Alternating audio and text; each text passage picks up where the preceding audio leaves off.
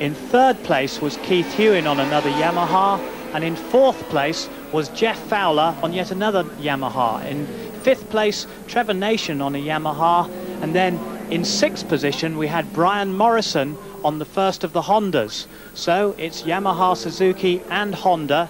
And then further down we had Darren Dixon, who was ninth after the first leg on the first of the Kawasaki's. So that's this big Manufacturers' Cup for the £3,000 purse, which has been put up by the manufacturers. And this is the big showdown, the final part, the final leg over 8 laps, and it's a motocross scoring system.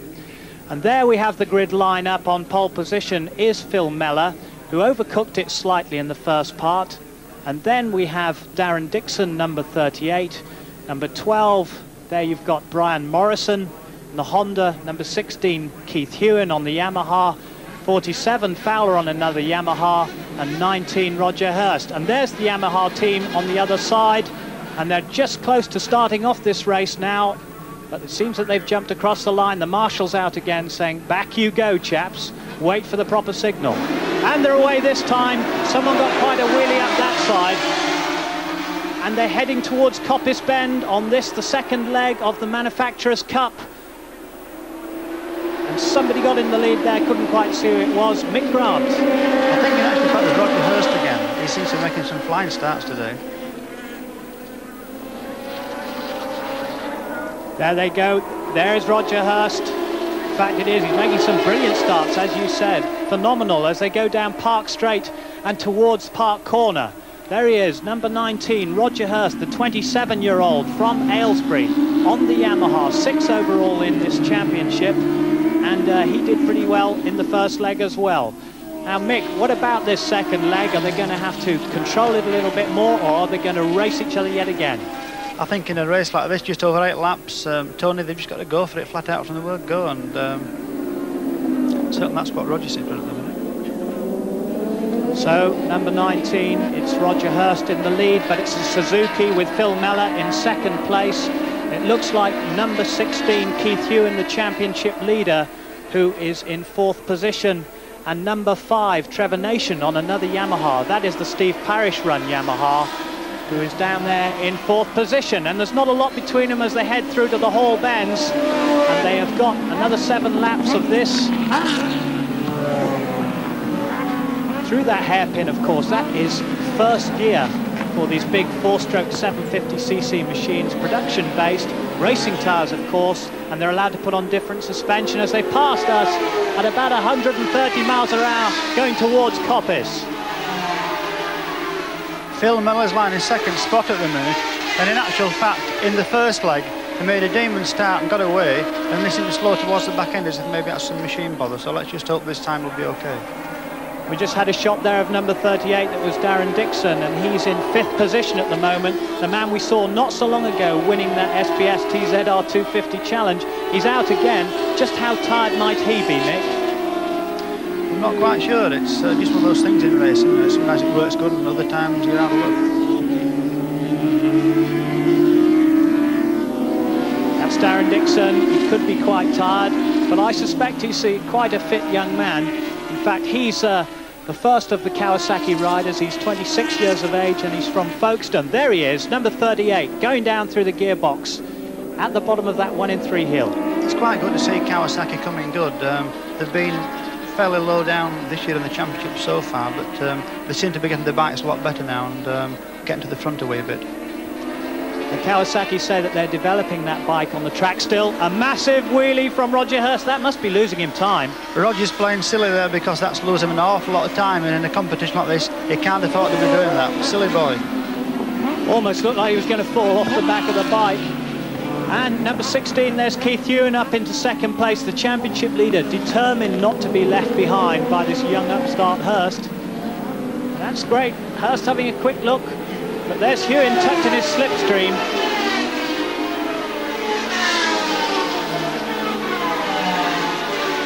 Third place, it looks like Phil Mellor on the Suzuki. So it's Yamaha, Yamaha, Suzuki in the Manufacturers' Cup at the moment as they go through Charlie's Bend and out onto the Park Straight, getting onto the fastest part of the circuit as they tuck down behind the fairing.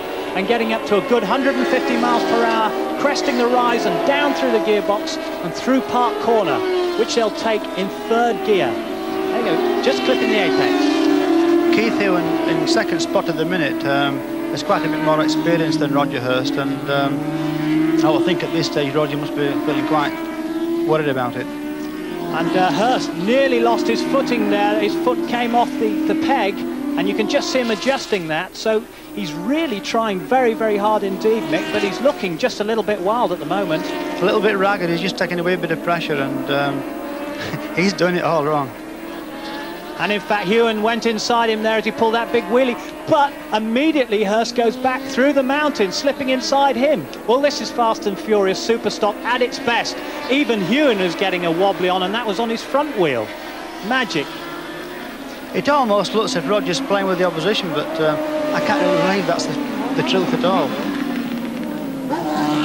Well, Roger Hurst managing to stay out there, and they're just coming up to finish 3 laps of this second 8-lap leg. Keith Hewen just in there at the moment. And in third place should be Phil Mellor on the Suzuki, and in fourth place should be number 5 Trevor Nation on the other Steve Parish Yamaha. There he is, fourth place, and fifth place Darren Dixon on the first of the Kawasaki's, and number 28 Ray Stringer from Leicester on the Suzuki. So he's coming up nicely in 6th position.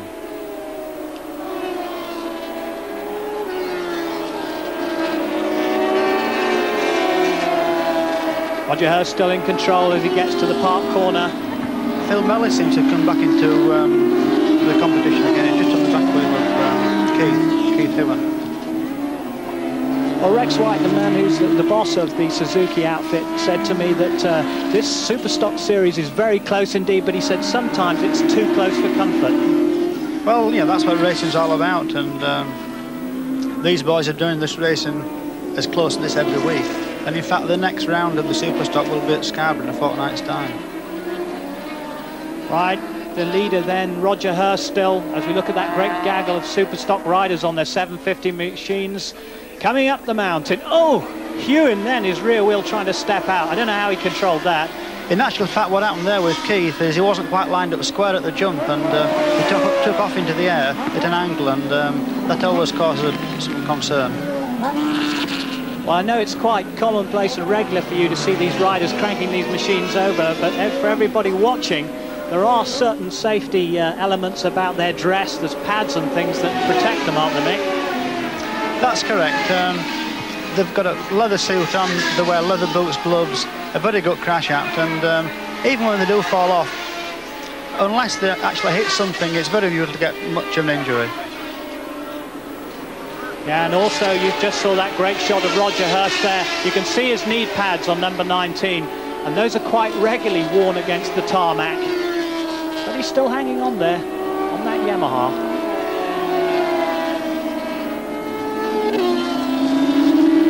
Hewen still in second place on another Yamaha, and the Suzuki honours being upheld by Phil Mellor.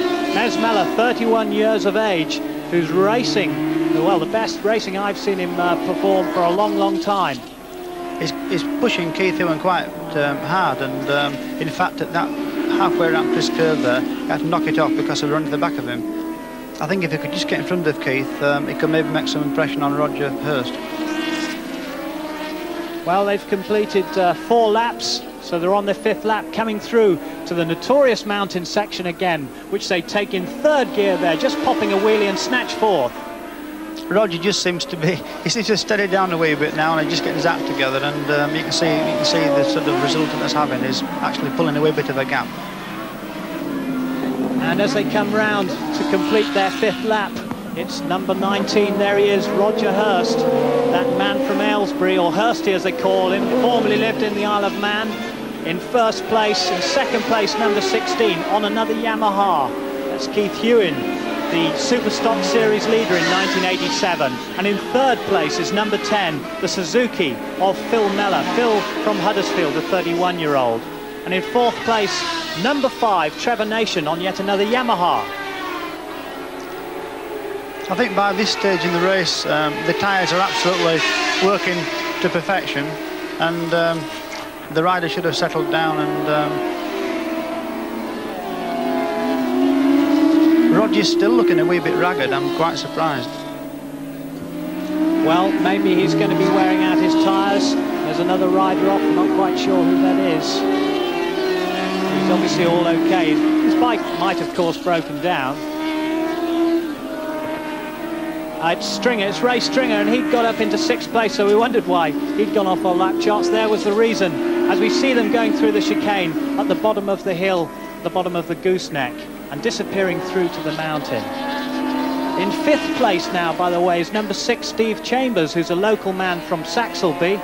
And although this is his local circuit, it's been unlucky for him. He's actually broken his ankle here 3 times, so he must be pleased to be up in the points. And of course, he's riding well at his home track.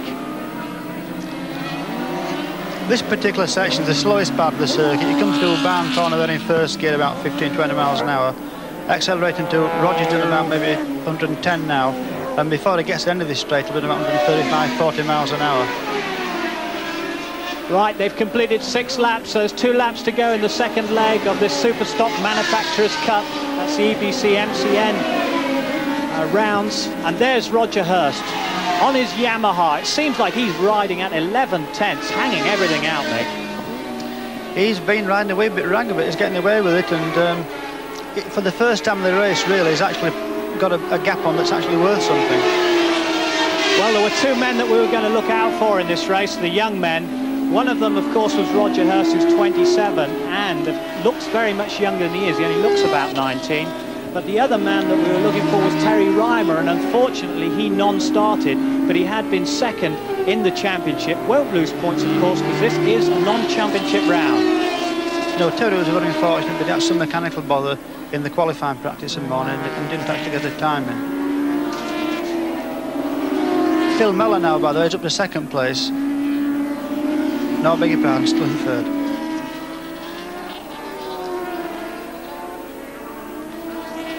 There we go.